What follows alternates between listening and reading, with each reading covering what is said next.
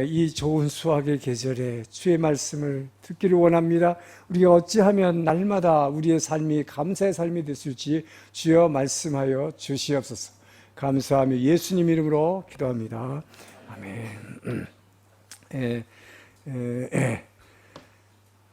제가 스위스 제네바에 근무하고 있었을 때인데요. 1991년도 아주 역사적인 일이 유럽에서 일어났죠.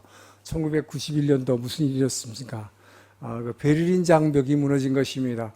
오랜 동안 동서냉전의 상징이었던 베를린 장벽이 무너짐으로 말미암아 과거에 여행할 수 없었던 헝가리, 체코, 폴란드 같은 구동구권 지역을 여행할 길이 열렸기 때문에 저는 여름 휴가를 이용해서 자동차를 몰고 가족들과 함께 가보았습니다. 그런데 그곳에서 이 대사관 직원들한테 들었더니 놀라운 변화가 있었습니다. 그것은 다름 아니고 과거 공산주의 치하에서는 절대 쓰지 않았던 두 가지 용어가 새로 등장했다는 것입니다. 그 첫 번째 한마디는 우리가 흔히 쓰는 감사합니다. 두 번째는 사랑합니다. 공산권 치하에서는 그 말을 쓸 수가 없었다 그래요. 우리 일본의 기독교에 많은 영향을 끼쳤던 우찌무라 간조라는 분이 이렇게 말했습니다.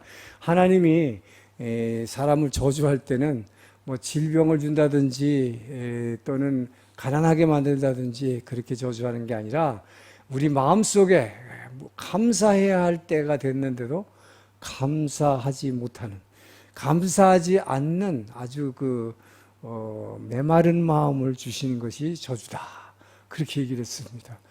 그러니까 혹시 여러분 중에는 없으리라고 생각하지만 정말 감사해야 되는데 누군가의 은혜를 받았는데 감사한다는 소리를 또 안 하고 실제로 감사하지 않는 그런 사람은 하나님께 저주받은 사람이다. 이건 우찌무라 간주의 이야기입니다. 어쨌든 굉장히 참고가 되는 이야기이기도 하지요. 어떤 한 청년이 굉장히 상심한 표정으로 길을 걷고 있었습니다. 친구를 만났어요. 친구가 물었습니다. 야, 너 왜 그렇게 낙심해가지고 걷고 있어? 무슨 큰일 있었냐? 그랬더니 이 친구가 그렇게 말합니다. 아니야. 그게 아니고 실은 말이야. 3주 전에 우리 삼촌이 돌아가셨는데 우리 삼촌이 상속과 자손이 없어가지고 대신 나한테 우리나라 돈은 한 3억 원을 유산으로 물려줬다고. 그렇게 좋은 일이 있었는데 왜 그래? 그러니까 아니야, 또 있어. 실은 말이야, 2주 전에 난 로또에 당첨이 됐는데 와, 그거 해보니까 놀랍게도 내가 5천만 원, 5천만이에요. 일본에 5천만 원이니까 얼마예요? 5억 원인가? 당첨이 됐다는 거예요. 그랬더니 야, 너 좋은 일만 있었는데 왜 그래? 그러니까 아니야, 잠깐 기다려봐. 또 있어. 실은 바로 지난주에 우리 할아버지가 돌아가셨는데 우리 아버지가 안 계시잖아. 나한테 10억 원이라는 엄청난 유산을 남겨주시고 하셨어. 그랬더니 너 정말이야? 너 제정신이야? 진짜야? 그런데 왜 도대체 그렇게 낙심하고 그러고 돌아다녀? 좋은 일만 있었잖아. 그랬더니 이 친구가 하는 말이 근데 말이야, 실은 이번 주에는 그런 좋은 일이 하나도 안 일어나니까 말이야. 무슨 얘기입니까? 이렇게 감사해야 하는데도 불구하고 감사하지 않고 자꾸 받기만 하려고. 무언가를 우리는 늘 하나님으로부터 받기만 하려고 그러고 누군가로부터 받기만 하려 하지 감사하려 하지 않는 우리에게 하나님은 바로 이 감사절을 지키라고 말씀하신 것입니다. 그래서 특별히 하나님에게 선택받은 백성 이스라엘 백성에게는 이 77절이라든지 수장절이라든지 또 유월절이라든지 이렇게 특별히 율법에 의해서 반드시 하나님께 그날만은 감사해야 된다 하는 감사의 날을 율법으로 제정하게 된 것입니다. 유대인들이 지키는 감사하는 주간 중에서 수장절이라는 것이 바로 우리가 지키는 추수감사절에 해당하는 것입니다. 이렇게 하나님은 우리에게 감사하라고 하는 거예요. 그런데 자, 오늘 본문을 보니까 하박국이 유다 왕국이 멸망하는 시점에서 지금 이제 다 망해하는 거예요. 아무것도 없습니다. 먹을 것도 없고 하나님께 제물로 드려야 할 양과 소도 아무것도 없는 상황에서도 나는 단지 그 하나님이 내게 임재하고 계시다는 이것만으로 기뻐하리라. 그러면서 찬양하는 거죠. 지금 감사의 찬양을 드리는 장면이 오늘 본문의 내용입니다. 여러분이 너무 잘 아는 구절이기도 합니다. 자, 오늘 이 하박국의 고백으로부터 우리는 어떻게 하면 크리스찬들이 날마다 항상 감사하며 살아갈 수 있는가를 배우는 시간이 되기를 축원합니다. 자, 16절을 한번 다시 읽겠습니다. 시작.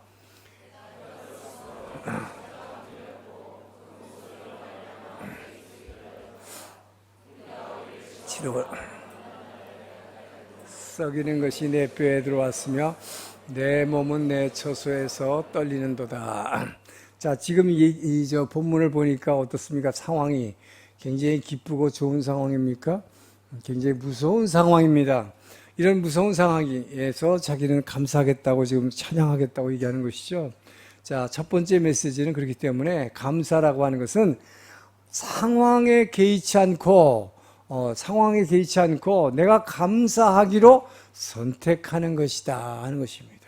상황이 좋아서 감사하는 게 아니다. 안 좋지만 그 가운데서도 내가 감사하기로 결단하는 것, 이것이 감사다 하는 것입니다. 자, 하박국 선지자는 지금 기도하다가 하나님으로부터 음성을 들었습니다.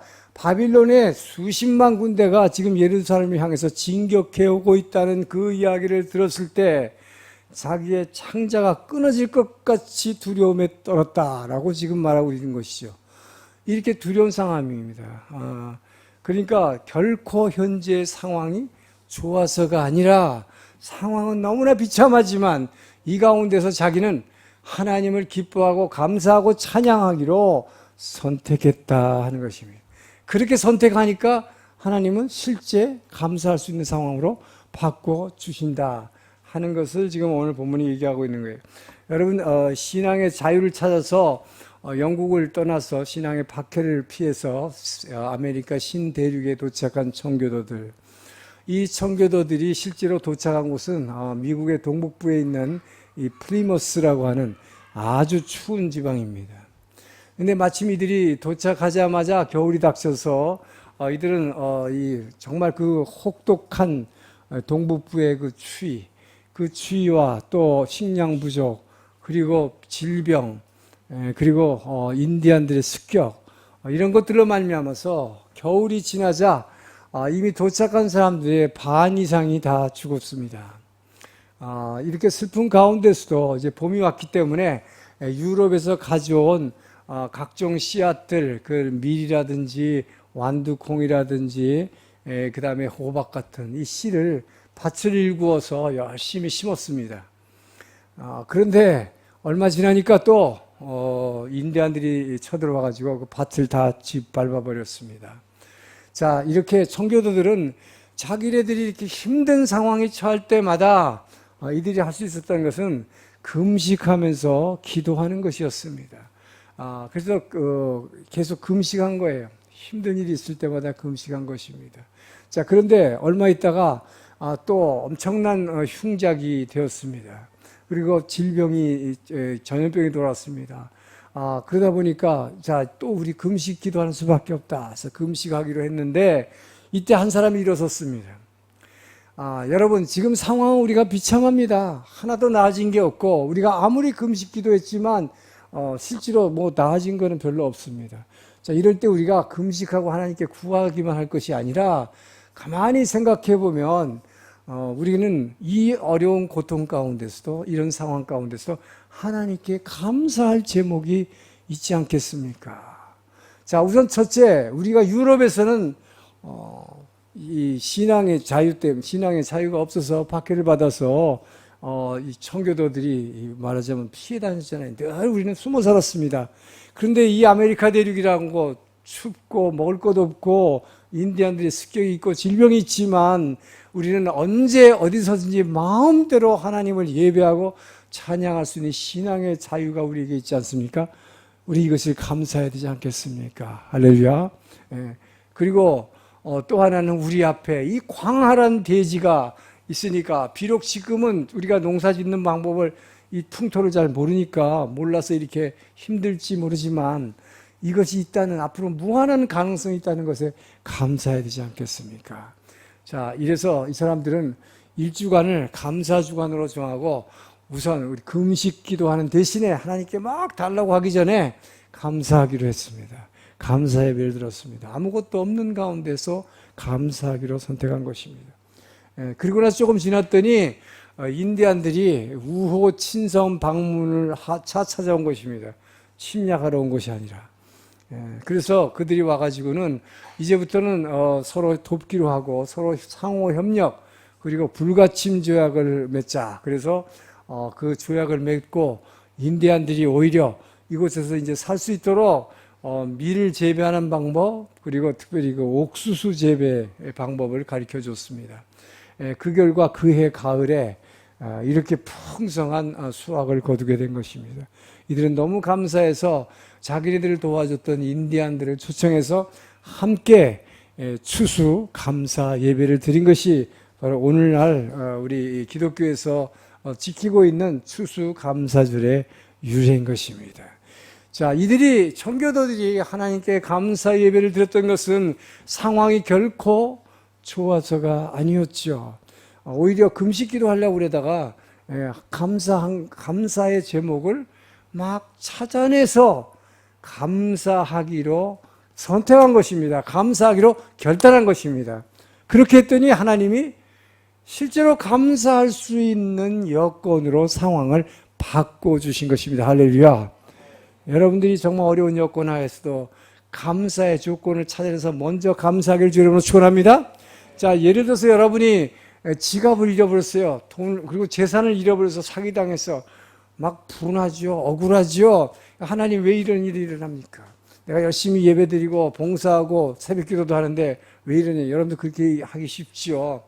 그런데 바로 오늘 이 하박국이 이런 어려운 상황 가운데서도 감사하기로 결단한 것처럼, 또 청교도들이 했던 것처럼, 여러분은 오히려 그럴 때 어떻게 해야 되겠습니까? 잃어버린 게 분하고 억울하고 하나님이 원망할 수도 있겠지만, 오히려 내 생명을 앗아가는 대신에 내 돈과 내 재산을 가져가는 것에 대해서 감사하기를 주의 이름으로 축원합니다. 여러분의 생명을 보존해 주셨다는 것에 우리 감사해야 될 것입니다. 그리고 여러분의 자녀들이 입시에 떨어졌어요. 그러면 여러분들이 막 낙담하고 그러죠. 그럴 게 아니라 여러분 거꾸로 그런 어려운 상황 가운데 감사할 제목을 찾아내십시오. 우리 아이를 지금 이렇게 건강하게 지켜주신 주님 감사합니다. 할렐루야. 그렇게 되면 여러분, 그것이 우리는 막 죽고 사는 문제 같아요. 돈 조금 잊어버렸다, 애가 시험에 떨어졌다, 그게 생명과 관계없는 거잖아요. 여러분, 죽고 사는 문제 아닙니다. 그렇기 때문에 먼저 감사의 제목을 찾기를 주님으로 축원합니다. 그리고 설령 정말 죽고 사는 암에 걸렸다, 한 달치라도 암에 걸렸다고 판정받았어요. 그러면 막 그냥 하늘이 무너질 것 같죠. 그런데 그 가운데서도 우리는 감사할 것이 있습니다. 바로 밖에 있는 미신자들하고 여러분이 다른 게 있습니다. 뭡니까? 우리 안에는 바로 그 난치병도 고쳐줄 수 있는 생명이요 부활이신 예수 그리스도가 내 안에 살아계심을 믿으시기 바랍니다. 우리는 바로 그 믿음으로 말미암아 고침받을 수 있는 가능성을 갖고 있는 게 얼마나 감사합니까? 그럴 때에 여러분이 불평해야 할 이 상황을 감사할 수 있는 상황으로 바꿔주심을 믿으시기 바랍니다. 이것이 바로 우리 먼저 감사의 조건입니다. 여러분이 그렇게 살면 정말 어떤 일에도 먼저 감사의, 아무리 어려운 환경이 닥쳤다 할지라도 감사의 조건을 먼저 찾아내서, 일부러 찾아내서 감사하기 시작하면 실제로 감사할 상황으로 바꿔주심을 믿으시기 바랍니다. 자, 17절 18절을 읽습니다. 시작. 비록 무화과 나무가 무성하지 못하며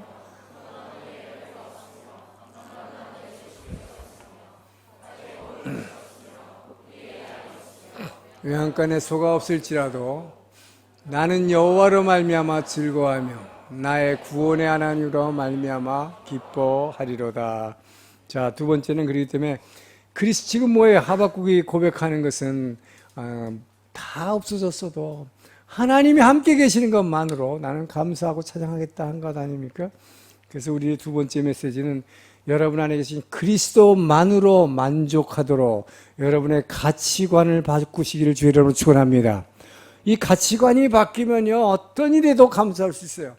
자, 하박국은 지금 예루살렘이 바벨론의 침략과 약탈에 의해서 먹을 것이 하나도 없습니다.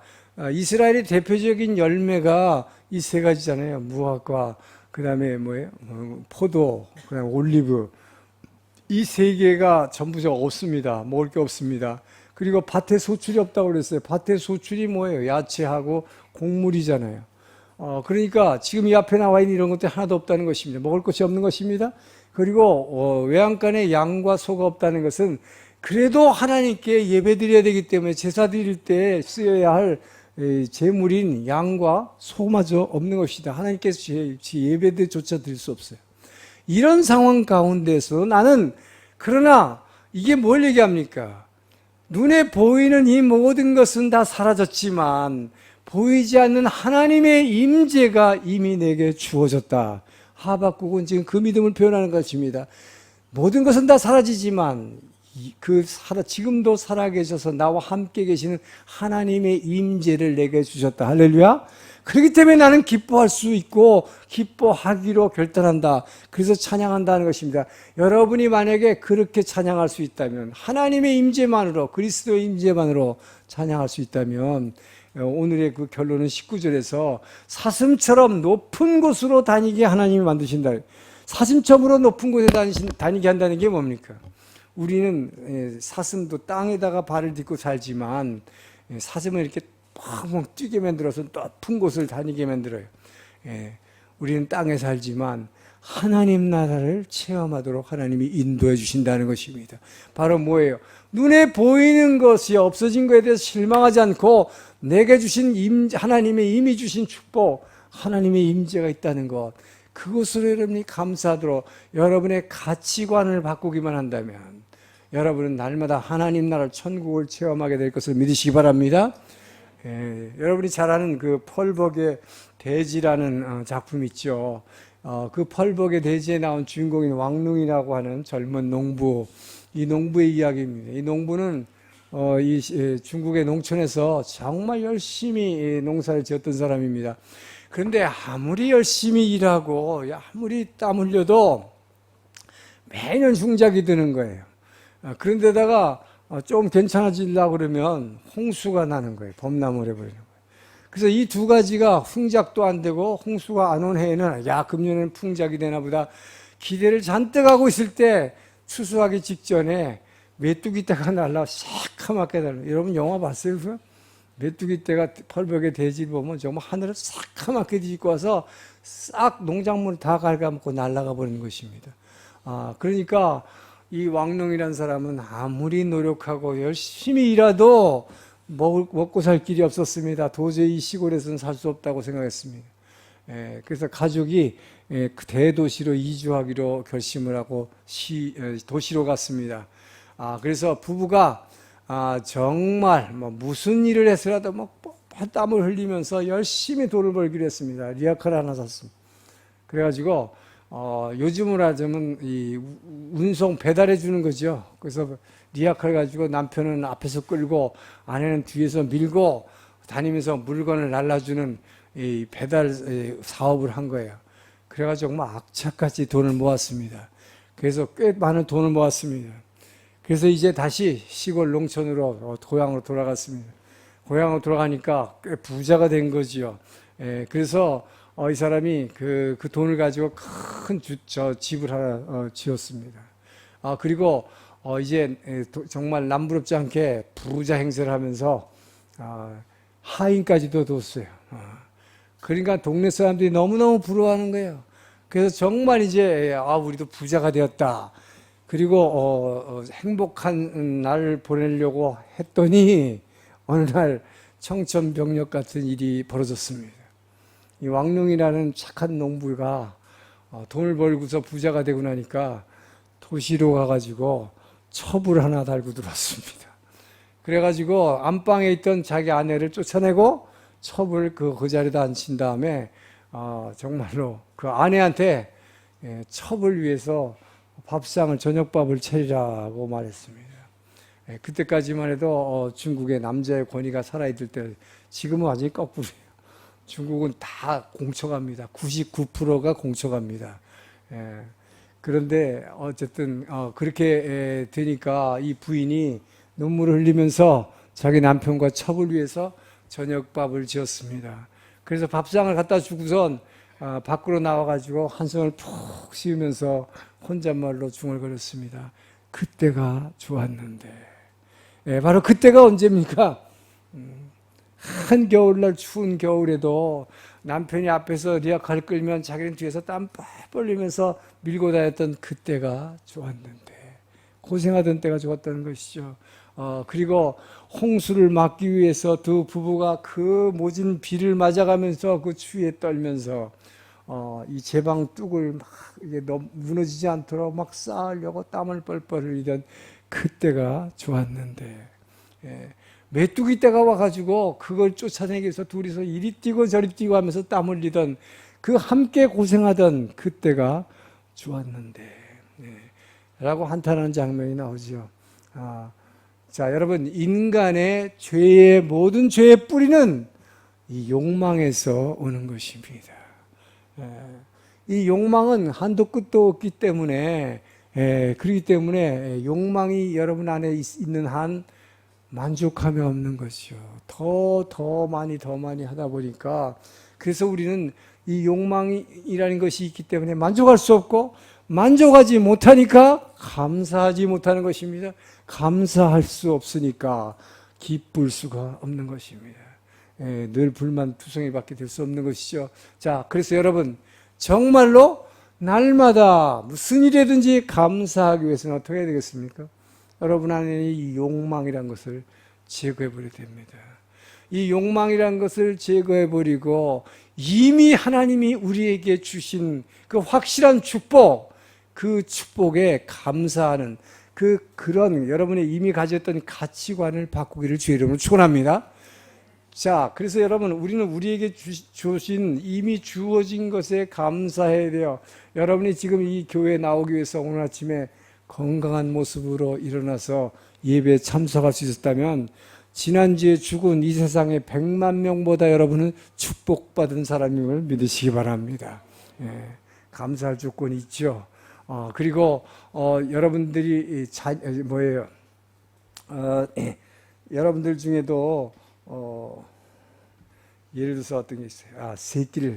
우리가 새끼 다 먹죠. 삼시세끼. 어제 아침도 먹고 점심도 먹고 저녁도 다 먹었다. 여러분이 새끼를 다 먹었다면 이 세상에서, 지구상에서 여러분 먹을 것이 없어 굶주리곤 5억 명의 사람보다 여러분은 축복받은 사람을 믿으시기 바랍니다. 대단하잖아요. 여러분이 매달 생활비를 쓰고서 만약에 아주 조그만 금액이라도 그 돈을 은행에 저축할 수만 있다면, 만약에 여러분 중에 그런 분들이 있다면, 그런 분은 세계 8%에 속하는 부자임을 믿으시기 바랍니다. 얼마나 축복받은 거예요, 여러분? 이 축복을 모르고서 우리는 불평하잖아요. 감사하지 모르고 우리에게 이미 주신 축복이 있는 것입니다. 자, 그런데 우리에게 이미 주신 축복, 그 축복 중에서 가장 큰 축복이 뭡니까? 우리를 죄에서 구원하신 예수 그리스도를 주셨다는 축복이에요. 바로 오늘 하박국이 고백했던 이 눈에 보이는 모든 것은 사라진다 할지라도 내게는 그 하나님의 임재가 있음으로 말미암아 기뻐하겠노라, 감사하겠노라, 찬양하겠노라. 전 여러분에게 이 고백이 있기를 주의 이름으로 축원합니다. 이것이 바로 우리에게 주어진 가장 큰 축복이다 하는 것입니다. 그래서 모든 것이, 눈에 보이는 것은 지금 다 사라지는 것이잖아요. 여러분의 건강도 명예도 지위도 모든 것도 다 없어져 버리는 것입니다. 그러나 없어지지 않는 것이 있다. 우리 안에 계신 그리스도. 할렐루야. 이 그리스도의 임재만으로 하박국처럼 감사하는 자 되기를 주의 이름으로 축원합니다. 자, 그래서 우린 여러분 아멘 했는데 진짜로 여러분이 그렇게 할 수 있습니까? 간단하지 않아요. 이거 장난이 아니에요. 자, 그래서 오늘 마지막 19절이 그 결론을 얘기합니다. 어떻게 하면 우리 가치관이 바뀌어서 정말 그리스도만으로 감사할 수 있을까? 19절을 다시 읽습니다. 시작. 주 여호와는 나의 힘이시라. 나의 발을 사슴과 같이 하사 나를 나의 높은 곳으로 다니게 하시리로다. 자, 이 노래는 지휘하는 사람을 위해서 내 수금의 말씀을. 주 여호와는 나의 힘이로다. 이겁니다. 결국 마지막 메시지는 여러분의 그 가치관의 변화, 그리스도만으로 감사하겠다라고 하는 이 가치관을, 이 세상을 보는 세계관을 바꾸려면 성령으로 말미암아 거듭나지 않고는 안 된다. 그렇기 때문에 주 하나님이 나의 힘이라고 고백한 것이며, 이 성령의 힘, 성령에 의해서 여러분이 정말 변화되지 않고는, 거듭나지 않고는 여러분이 정말 그리스도만으로, 그리스도만 이 안에 있으면 이 모든 보이는 거 다 없어져도, 먹을 게 없고 건강이 없어지고 명예가 없어져도 나는 감사하겠습니다, 찬양하겠습니다. 여러분, 이렇게 가치관을 바꾼다는 게 정말 말이 쉽지, 교회를 다녀도 쉽지 않잖아요. 그렇기 때문에 바로 예수님이 니고데모에게 어떻게 하면 영생을 얻습니까? 어떻게 하면 천국 갑니까? 물어봤을 때 뭐라고 했어요? 물과 성령으로 거듭나지 않고는 그 누구도 하나님 나라를 볼 수 없느니라. 여러분이 성령으로 거듭나기를 주님 축원합니다. 거듭나지 않으면 안 되는 거예요. 그래서 여러분, 성령으로 거듭난 사도 바울은 거듭나고 났더니 뭐예요? 매를 맞아도 40대 그 매를 맞았고, 그 다음에 뭐예요? 먹을 게 없어가지고 추위에 떨고 굶주렸고, 잘 집이 없어가지고 정말 그렇게 벌벌 떨고 살았어도, 헐벗었어도 자기는 뭐예요? 사도 바울은 내 안에 계신 그리스도만으로 만족했기 때문에 눈에 보여. 그리고 로마 그 지하 감옥에서 그 고통을 받고 있어도 거꾸로 밖에 있는 우리를 향해서 기뻐하라, 항상 기뻐하라, 이렇게 감히 말할 수 있었던 것은 본인이 진짜로 성령으로 거듭나서 가치관이, 세계를 보는 눈이, 세계관이 달라졌기 때문인 것입니다. 모든 것이 없다 할지라도, 내가 비록 묶여있다 할지라도 내 안에 계시는 그리스도만으로 만족하겠다고 하는 그 기쁨이 그로 하여금 저와 여러분에게 항상 기뻐하라. 본인이 기쁘니까 기뻐하라고 그러죠. 본인이 감사할 수 있으니까 모든 일에, 무슨 일이라도 범사에 감사라 말할 수 있었던 것입니다. 여러분, 마가의 다락방에서 성령 받고 성령으로 거듭난 초대교인들, 이 초대교인들은 바로 아까 왕룡에게 나타났던 그 욕망이 사라져버린 것입니다. 그렇기 때문에 자기의 소유를 내 것이라고 주장한 사람이 하나도 없었고, 이 교회 공동체에서 모든 것을 내놓고 필요에 따라서 함께 나누어서 쓴 것입니다. 내 것이라고 생각 안 한 것입니다. 욕망을 포기한 것입니다. 이것이 저절로 된 것입니까? 성령을 받아서 거듭나니까, 사람이 변화되니까, 가치관이 변화되고 세계관이 변화되니까 그렇게 볼 수 있는 눈이 생긴 것입니다. 저는 여러분에게 그 영의 눈이 열리길 주님 축원합니다. 정말 내 안에 그리스도가 있다는 것, 그것만으로 나는 감사할 수 있습니다. 정말 이 고백이 여러분의 고백이 되기를 축원합니다. 여러분들 중에 기도하다가 나 같은 죄인을 하나님이 대화의 상대로 나를 삼아주셨네. 여러분이 만약에 그 은혜를 느끼고 눈물 흘렸다면 여러분이 이미 성령으로 거듭났다는 증거입니다. 할렐루야. 저는 가끔 새벽에 기도하다가 가끔 성령께서 그렇게 많이 인도하세요. 기도하고 있는데 문득 내가 지금 이게 누구하고 얘기하고 있는 거지? 내가 지금 하나님 앞에 있는 거더라고요. 놀랍게도 그 하나님 앞에서 지금 뭐예요? 내가 말하고 있는 거예요. 근데 그 하나님이 내 말을 들어줄 뿐만 아니라 그 하나님이 내게도 말씀하시는 거예요. 아니, 이런 일이 있을 수 있다니. 여러분이 일본에서 천황을 면회 신청, 면회도 아니고 알현 신청을 하지도 않고 아무 때나 그 앞에 가서 내가 지금 이렇게 힘들었으면 내가 이렇게 힘들어요. 그렇게 얘기할 수 있습니까? 그 천황이 만약에 그래서 한번 만나줘서 그 앞에서 여러분의 사정을 얘기할 수 있다면 얼마나 영광이겠어요. 여러분, 그런데 여러분은 왕의 왕이신 그 하나님 앞에 언제나 아무 때라도 나와서 무릎만 꿇으면 그분 앞을 만날 수 있고 그분 앞에서 얘기할 수 있잖아요. 그분이 여러분의 대화의 상대로 삼아주셨다는 것, 이야, 이것이 얼마나 감사하고 얼마나 이것이 기쁜 일인지. 저는 이것을 기도하다가 그 감동이 느껴지면요, 내가 이 엄청나신 하나님이 나를 말할 수 있는 말할 수 있는 대화의 상대로 지금 삼아주셨다는 이것이 얼마나 큰 은혜인지 막 소리 높여서 내가 울게 됩니다. 저는 그렇게 많이 울었어요. 그것이 너무나 감사해서. 그냥 뭐 내 기도를 들어줘서가 아닙니다. 내가 어떻게 해줘서가 아닙니다. 그분이 나를 말할 수 있는 상대로 여겨주신다는 게 얼마나 감사한지 여러분은 그거 잘 모르실지 몰라요. 저는요, 여기 바로 제가 그 생각이 났어요. 여기 주일대사관에 30년 전에 1등 서기관으로 제가 정무과장을 했는데, 그때 정무과장이라고 하는 것은 한일 간의 모든 외교의 창구입니다. 제일 중요한 자리입니다. 우리 여기 지금 경제과장 안에 1등 서기관이, 차서기관이 여기 있지만, 정과장이 아주 중요한 자리인데, 그런데 그걸 하면서 그 카운터파트가 누구냐면 일본 외무성의 북동학과장, 한국과장이에요. 근데 이 경력이나 이 격으로 보게 되면 대사관의 정무과장이라고 하는 것은 아직 그 본부의 본성의 과장, 정식 과장이 된 사람이 아니에요. 그런데 여기 외무성의 북동학과장이라면 권한이 굉장히 높습니다.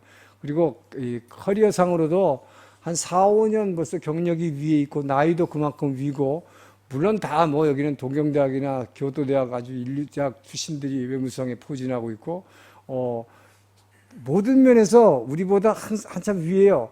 근데 여러분 놀라지 마세요. 일본 사람들이 한국 사람보다 영어 못한다고요? 저만의 말씀이에요. 일본 외무성의 외교관들은 한국 외교관보다 솔직히 영어 수준이 훨씬 높습니다. 모든 면으로 같이 앉아서 같은 대등한 파트너로서 대화하고 교섭하기에는 훨씬 우리가 낮아요. 그럼에도 불구하고 저 북동학과장이 대사관의 1등 서기관 정무과장을 대등한 카운터파트로 대화의 상대로 인정해 준다는 게 너무 감사해서 꼭 대사관의 임기를 마치고 가는 사람들은 북동학과장이 이 송별을 해주면 그 자리에서 꼭 한마디가 그동안 당신이 나를 대화의 상대로 삼아줘서 정말 감사합니다라는 말을 남기고 가게 됩니다. 물론 이것은 우리뿐만 아니라 일본 대사관도 서울에서는 우리하고 똑같이 마찬가지예요. 저는 그것을 체험했기 때문에 그것도 그렇게 감사했는데, 어쨌든 이 타이틀은 같은 과장이잖아요. 그런데 진짜 외무성의 과장이 대사관의 과장을 과장으로 인정해 준 것이 너무나 감사했는데, 여러분, 하나님이 저와 여러분을 그 대화의 상대로 삼아주셨다는 게 얼마나 감사합니까, 여러분? 이것을 생각하면요, 그것이 감사한 사람이야말로 정말로 여러분 성령으로 변화된 사람이, 거듭난 사람임을 믿으시기 바랍니다. 그러면 여러분 중에는 아이고 나는 아직도 성령으로 거듭나기 멀었는데 어떡하지 그럴지 모르겠어요. 그러나 여러분이 예를 들어서 함께 찬양하다가 아까 우리 저거 했잖아요. 찬양할 때 우리 추수감사절에 뭐 합니까? 추수할 것 많은 때에 일꾼 심히 적으니, 이 찬양하면 여러분 눈물 안 나요? 저는 그 찬양하면 항상 눈물이 나요. 그 아버지의 심정이 나도 모르게 그냥 이해가 되는 것 같아. 정말 추수할 게 이렇게 많은데, 일본에 이렇게 많은 사람들이 길가에 지나다니는데, 저렇게 많은 추수할 건이 많은데 일꾼이 너무 없구나. 그러니까 찬양을 할 수가 없어요. 그냥 너무 막 이 안에 울컥울컥해서.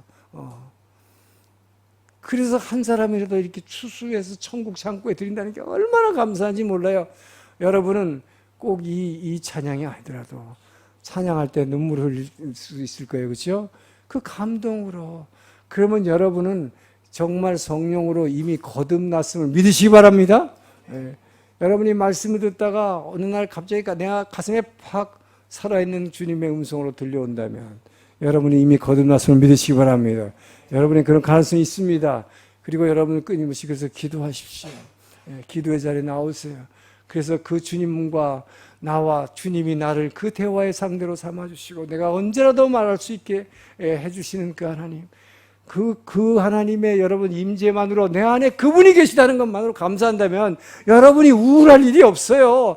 그 안에 이 세상을 다 지으신 분이 내 안에 계시고 나를 이 죄의 권세가 얼마나 셉니까? 이것으로부터 나를 확 빼내서 자유함을 주신 그분이 내 안에 계신데, 그리고 이 능력의 말씀으로 이 세상 모든 만물을 유지하고 꽉 붙잡고 계신 그분. 그래서 여러분이 기도하면 천사를 시켜서 저 사람한테 갖다 주라. 이런 분이 여러분 안에 계시는데, 여러분 무엇이 우울합니까? 왜 슬픕니까? 항상 기뻐하고 감사하기를 주 여러분 축원합니다. 그래서 여러분 정말 이 은혜와 감사를 모른다는 것은 가장 불행한 것이에요. 그래서 저는 오늘 결론으로 이 바울의 고백이 여러분의 고백이 되기를 원하면서 고린도전서 15장 10절 우리 말씀을 읽고 마치겠습니다. 자, 함께 읽습니다. 시작. 그러나 내가 나 된 것은 하나님의 은혜로 된 것이 내게 주신 그의 은혜가 헛되지 아니하여 내가 모든 사도보다 더 많이 수고하였으나 내가 한 것이 아니여 오직 나와 함께 하신 하나님의 은혜를. 여러분, 나의 나 된 것이, 지금 오늘의 여러분이 나 된 것이, 모든 것이 그 하나님의 은혜라고 고백하는 이 고백이 여러분의 고백이 되기를 축원합니다. 그리고 바울처럼 자기가 어떤 사도보다 가장 많이 주를 위해서 일했지만 그렇게 많이 일한 것도 내가 한 것이 아니라 내 안에 계신 그분이 하신 것이라. 저는 정말 여러분이 그 고백만 할 수 있다면 여러분이 무슨 일이 있어도 감사하는 사람이 될 것입니다. 여러분이 그렇게 감사할 때 실제 보이는 상황도 실제로 감사할 수 있는 상황으로 바꿔주실 것을 믿으시기 바랍니다. 기도하겠습니다. 좋으신 하나님, 감사합니다. 우리가 세상을 살면서 항상 기뻐하고 모든 은혜에 감사하기를 원하시는 주님, 아버지, 우리는 감사할 수 없었으나 내 안에 진정한 감사 제목이 있음을 다시 한번 깨닫게 하시니 감사합니다. 주께서 내 안에 계십니다. 그분의 임재만으로 감사하게 하시고 그 주님의 임재로 항상 기뻐하며 찬양할 수 있는 아버지, 주님이 사랑하는 기뻐하는 주의 자녀 될 수 있도록 도와주시옵소서. 예수님 이름으로 기도합니다.